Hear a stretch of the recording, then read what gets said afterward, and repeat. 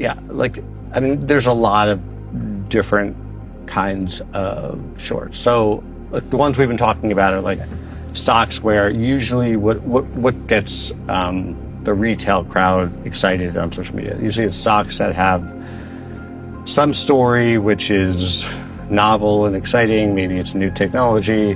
The revenue growth is really good, and you're kind of analyzing the business model and saying like, this technology just doesn't work, or like this company is actually, the founder's horrible. That's its own thing. Yeah. And then you have shorts where, shorts that we think have like real terminal value risk, where we look at the company and say like, I actually don't think this company will be around in 15 years.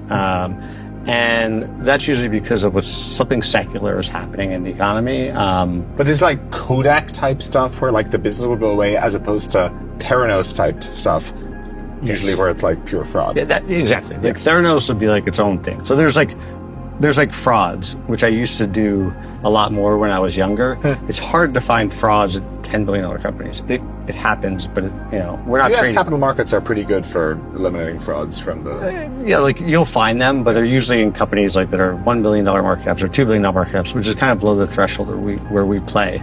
Because you can't get enough exposure. Yeah. I mean, like a fraud rarely gets to be like Enron size. Yeah. So you have the retail stocks, which are just like story stocks that have, there's really no real substance to the company.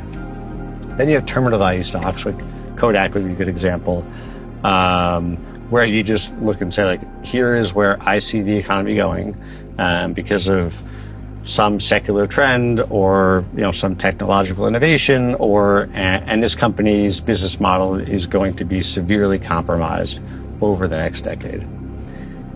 Then you have stocks where you just think that the business from a competitive standpoint is just really disadvantaged and is going to cede market share for a very long period of time.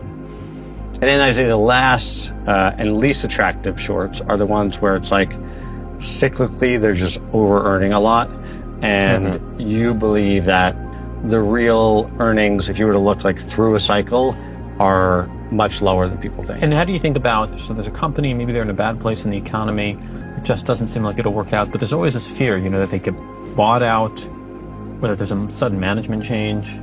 And do you just size your books such that that's okay for you, or do you use options? I find that generally companies that have secular risks